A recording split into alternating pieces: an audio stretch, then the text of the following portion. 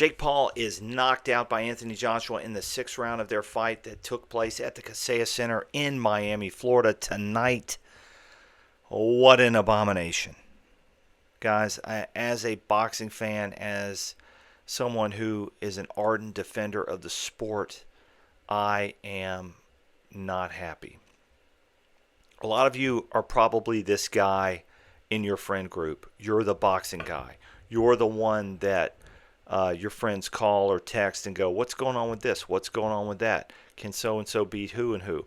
I heard there's a big fight this weekend. My phone was blowing up.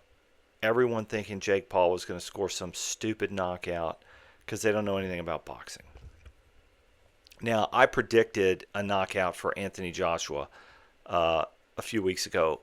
You can go back and look at my videos. But again, that's not some sort of exceptional take. I shouldn't take credit for that kind of prediction.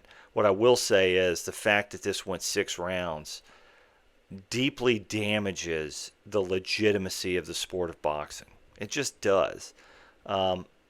Both Anthony Joshua and Jake Paul are responsible for this. Jake Paul wanting a freaking highlight court as a ring. It was massive. I don't know that I've seen a heavyweight fight, at least as far as broadcast potential, take place in a ring that size. I realize this wasn't for a world championship or something like that, but I can't think of a high-profile fight at heavyweight that has taken place where the ring was that big. Let me know in the comments. That's a problem. And Jake Paul literally ran. He had no intention of winning this fight. And look, I can't really blame him. I suppose he knew. He saw the writing on the wall. He's vastly underskilled, vastly underweight, vastly less powerful.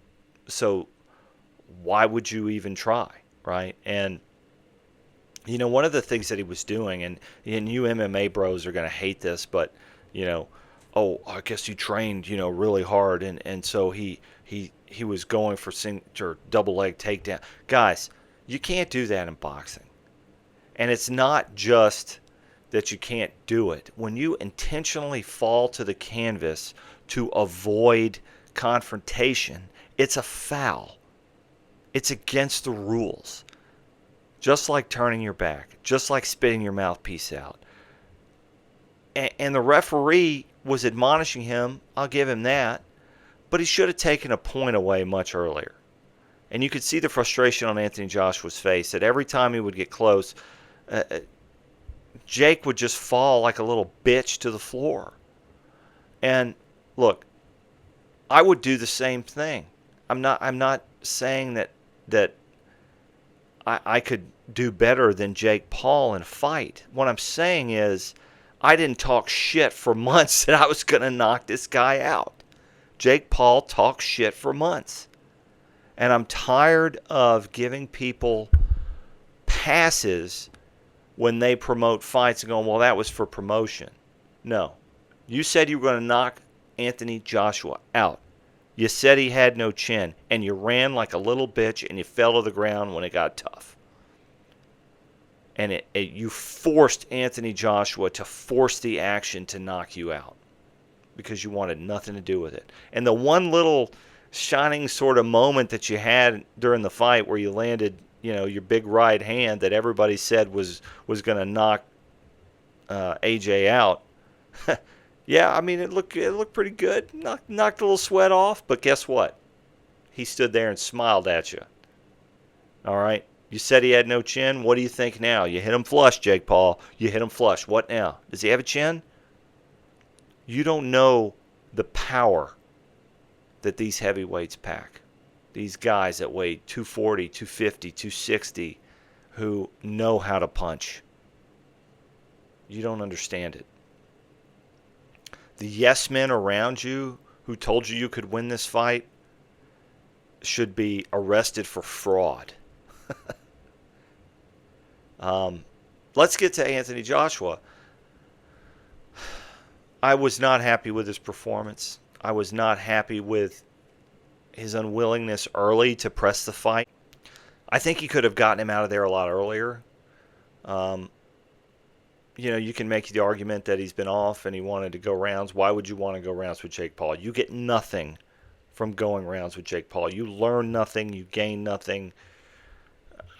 I think it was more he didn't want to hurt the kid. That's what I think. He knew he could hurt him, and he didn't want to. I think he was sort of insulted by the temerity of Jake Paul to keep falling to the ground and throw punches that he finally said, okay, I'm going to knock this guy out. But he should have done it in the second round. So, does it affect his legacy? I don't think so.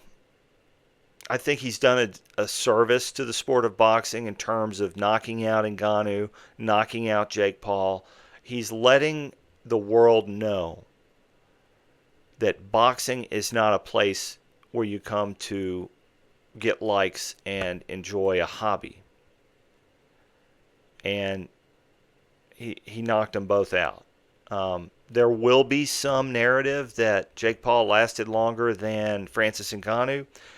That's because Ngannou tried to win the fight. That's because Ngannou actually tried to beat Anthony Joshua. Jake Paul didn't. Jake Paul tried to survive, and he still got knocked out. He claims he wants to fight for a world championship at cruiserweight. That's ridiculous. Stop it. Get some help. Enough. Zurdo Ramirez would destroy you. Benavidez, who's moved up, would destroy you. Jai Opetaia is not going to give you a soft touch like Anthony Joshua did. Walk away. Promote fights. Promote women's boxing. You're awesome at that. It's okay. You made it. You gave a good run. It's time to walk away. Let me know what you guys think.